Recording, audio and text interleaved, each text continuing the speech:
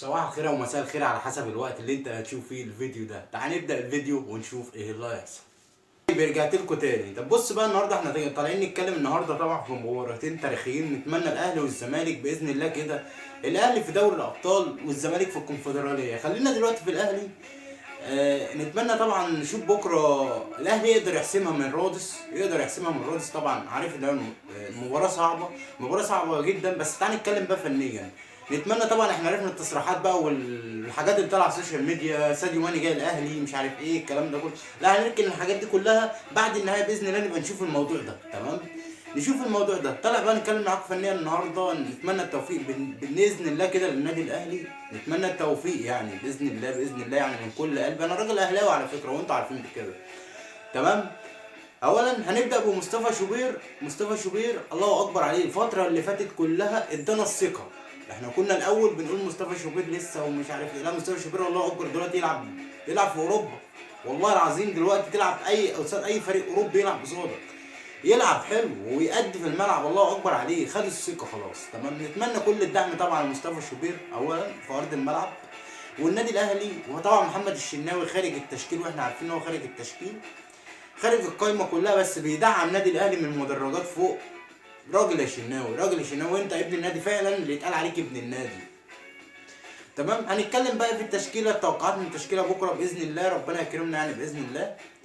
مصطفى شوبير، ومن اليمين للشمال محمد هاني، رامي ربيعه، محمد عبد المنعم، علي معلول. تمام. باذن الله كده في نص الملعب مروان عطيه، اكرم توفيق، وقدامهم خدوا بالكم من الحته دي، قدامهم مين؟ امام عاشور اللي قعد الناس امبارح يقول لك ده مصاب ومش مصاب. لا، امام سليم الله اكبر عليه. تمام. ثانيا بيرسي تاو يمة اليمين. تمام. يمة الشمال حسين الشحات. احنا طبعا هنختلف على قصه حسين الشحات. لا، حسين الشحات يلعب يمة الشمال. تمام. وطبعا وسام ابو علي الله اكبر عليه يعني. وباذن الله التوفيق للنادي الاهلي يعني. اتمنى ان التشكيله تكون كده بالظبط. توقعاتي للتشكيله كده. واللي هيسجل باذن الله بيرسي تاو هيسجل جون بكره، افتكروا الحته دي. وامام عاشور اللي كان بيقول لك مصاب امبارح هيسجل جون. وباذن الله الاهلي هيفوز 2-0. سجل يا تاريخ، بس اهم حاجه سجل معايا، الاهلي هيفوز بكره 2-0. سواء بقى بيرسي تاو جاب امام عاشور جاب، بس انا توقعات الاثنين دول هيجيبوا.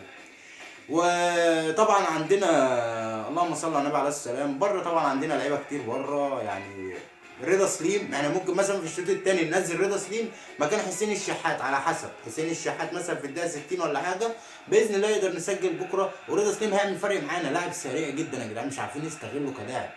رضا سليم هي مشكلته بس الاصابات عنده، انما لاعب الله اكبر عليه. نتمنى التوفيق للنادي الاهلي بكره، وندعم بعض. دعموني بلايك وشير وسبسكرايب يا رجاله. انا بطلع اقول لكم فنيات واطلع اتكلم معاكم عشان دعمني باشتراك.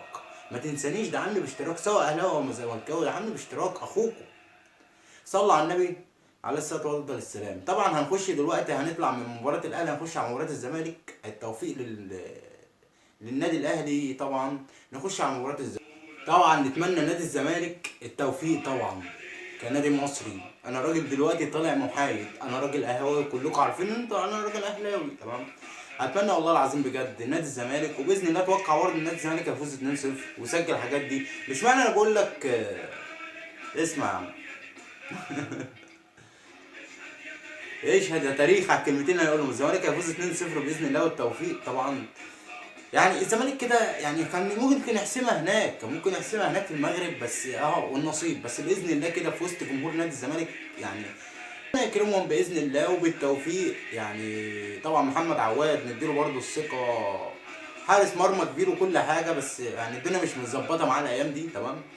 نتمنى بقى طبعا، انت عارفين نادي الزمالك كل اللي بيحرك نادي الزمالك طبعا زيزو طبعا لاعب تاريخي. نتمنى يعني. ومصطفى شلبي على فكره هيبقى بكره في التشكيله، مش خارج القايمه خالص. لا، مصطفى شلبي موجود. وبالتوفيق لنادي الزمالك ان شاء الله، ونقدر من ارض الملعب ربنا ان شاء الله النادي الاهلي ياخد البطوله والنادي الزمالك ياخد البطوله، ونفرح ونقابل الاثنين في السوبر والاهلي ياخد البطوله. مش مشكله اما الزمالك يخسر السوبر، لا عادي، بس بالتوفيق ان شاء الله.